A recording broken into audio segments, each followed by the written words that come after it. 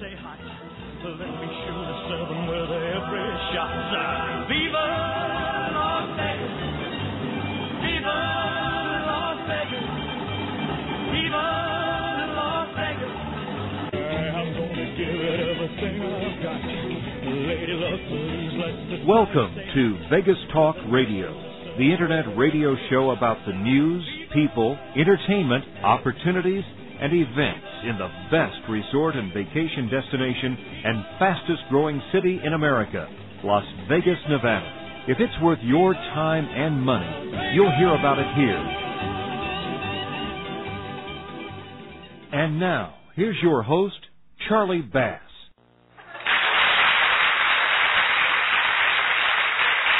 Well, on today's show, we have a special guest. We have a guy who's actually a rookie in the business. He hasn't been playing that much. He's comes to Vegas every now and then when he can get work, and his name is Tommy Smothers, and he's half of the world-famous Smothers Brothers. Tommy, how are you doing this morning? I'm doing fine, Charlie. How are you doing? I'm doing great. How long have you guys been playing together? I mean, that's... Well, we actually started in high school in choir. We had little barbershop quartets, and we both sang in choir, and... in the old days when they had all these musical things for kids. And, then I had a guitar, and I played in a little band. We had a little three-piece combo for dances, and we'd sing a few songs, mostly not folk songs, but, you know, Something Smith and the Redhead, Be Sure It's True, that kind of, and Shaboom and stuff like that. Right.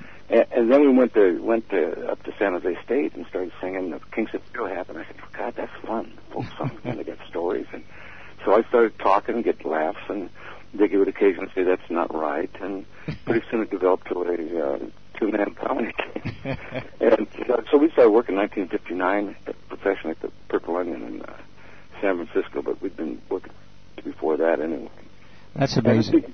We wanted to be singers first, but comedy just took over, and we would get a critique if they say, gosh, that was a good show. I said, why don't you guys ever finish a song? I think Victor Borger had the same problem. Well, you know, we're a classic form. I mean, no one does comedy teams anymore. It's just, I think it's too stressful. It is very stressful in a way. Most of the comedy teams didn't stay together very long, 13, 14 years at the most. We're under 50 years, but as I mentioned, we were talking earlier, it wasn't easy. I mean, we could clear a room. I mean, when Dickie and I go at it, the people got to leave the room. We suck the oxygen right out of it. His brother siblings can get at it like nobody else. And we've always had those ups and downs, but it's always worked for us. And we never carry baggage around. If we have a fight, it's gone the next day. So now that we're in a mellow time, we get along just great. Now, you were telling me before, you guys live on opposite sides of the country, yet you still perform all around the country. Well, it doesn't matter where we live. He lives in Florida, and I live in California, and we just get on the plane, we meet, wherever it is, it'll be the same. But we don't see each other that often, that's for sure. Well, I guess the nice thing is after performing together for 50 years, you don't really have to practice a whole lot. You probably know the routine pretty well. We know pretty good. The only thing we have to practice on, basically, is music. We're learning a new tune or something. We spend some time on that. But we take our music seriously, because if we don't sing that right, then you can't mess it up. And we don't want to mess up something already stupid. So we take something nice and wreck it.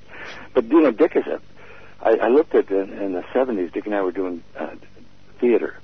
We did a Broadway show for 2 years, 1 year on Broadway and 1 year national tour called I Love My Wife. And during that course of that thing, we learned a lot of stuff, stage and takes and just a lot of craft, and we started applying it, and it just got great. And during that time, I was watching in daytime television. I'd see Laurel and Hardy and Abbott Costello, and I noticed something, that the straight man was exceptional, and he did most of the talking. You know, Bud Abbott, you know, he's going, I mean, this is what we're going to do, and Oliver Hardy, the same thing, and George Burns, and so I said, we balance the act. I said, Dick, you take more pressure on that. In the early vaudeville, the straight man was paid more money because it was considered the skill position, and the comic wasn't nearly as important as the straight man. Right. And when I look at all the great groups, I look at the straight men. They were all amazing. Rowan Martin, Dan Rowan was a great straight man. Bud Abbott, Dean Martin, well, you always believed it. And if the audience believes the straight man, then they'll believe whatever the comic does. Right. Well, so that's how important Well, the thing that's interesting about being a straight man is you're the guy who serves up the home run pitches, and if you don't, and if you don't serve them up right, you can't hit them out of the park. That's exactly right. Exactly right. And Dickie's he's so much like he is off stage as on stage. Neither one of us don't. I mean, I have to go farther out than he does, but we stay pretty close to our personalities. So when you guys started, you were always the funny guy, and he was always the straight guy. Had you ever considered, switching them or playing different roles in your act? Yeah, we have one routine called "What Kind of Dog Is It?" that was written for the parts to be different. We did it about 3 or 4 times. I said, let's reverse parts. So it becomes like he's the one who's screwing up the stuff, and I'm trying to keep it on track. And it worked really good, although it was the opposite of the way it was written. And people said, God, you reversed roles there. I said, yeah, I kind of did. I mean, I was going to tell you that Dick and I had such a problem. We had, about 10 years ago, we had a couple counseling. A man and a woman came in, and we spent this couple counseling. We had about 18 hours of very intense talks about stop treating each other like brothers. You're professionals, and listen to each other and all that kind of stuff. And it made a big difference how we deal with our differences and how we rationalize and compromise and make the things right, because it is an intricate dance. And the reason there's not very many comedy teams anymore, but it's just too tough. It's very tough to get one of you not feeling good, or whatever, or having a disagreement on timing or something. And Dickie one time said in an interview, he said, "How do you two guys get along?" He said, "Well, it's kind of like an old marriage, a lot of fighting and no sex." So when you have new material, or you bring new material into it, do you think of it together? Do you work on it together, or does one person design it and do the writing and then present it to the other, then you work on it from there? Well, it's kind of a combination of that. I will come up with an idea, and or I'll find a song. Right now we're working on Green Sleeves, that old classic. Sure. But someone sent me a thing that says, when we sing Green Sleeves, I'm singing green beans. Green beans, and he's singing Green Sleeves. Didn't quite hear it the first time. The second time, he said, "Just a second, stops the song. Are you singing green beans?" I said, "Yeah, it's the song Green Leaves. This is not about vegetables. It's Green Sleeves. It's not green beans. It's not about vegetables." I said, "Well, it's not about shirts either." That's right. We don't know where it's going to go. Most of the comedy becomes improvisational on the stage. We have a few points where we want to get to.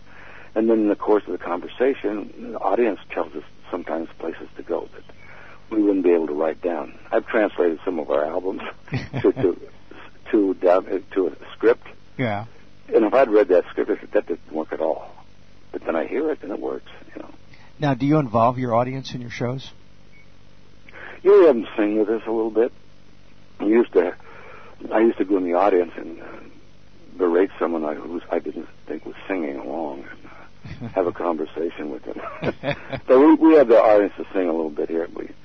It's not a audience participation show, though. It's a vaudeville act. I mean, when people get done, they say, "Man, we saw some dancing, we saw some yo-yo, we saw some video, we saw some vaudeville, we saw some Broadway show tune," and so everybody leaves pretty happy. So you started out as musicians and singers, and you found out that you were really funny. How did you make the break into television? I mean, that was really when America heard of you guys. Well, we were working in Las Vegas, and in San Francisco, and Alan Ludden, the talk show host, he saw us, and he called an agent, and they said, "You got to see these guys; they're pretty interesting." And we got a job in New York, opening for Pat Harrington Jr., and he was a pretty good regular on the Tonight Show, and he says, "These guys are pretty funny." And one thing led to another, we got someone fell through in a Tonight Show, and we got a Jack Parr show, and we did 13 of his last shows, and then we've done about 35 or 36 Carson shows. And boy, I tell you, back then when you went on the Tonight Show and you were a hit, you were a hit. Yeah. You could become a star from doing the Tonight Show. I couldn't go around New York after I did that show without people pointing me out. It was amazing. It's not that way now, but it was then. And then you had your own television show for quite a while. And we had a sitcom in 1966, 32 shows on that. We did very well, but they canceled it. And half a year later, they said, "Hey, how about doing a variety show?" So we said, "Yeah,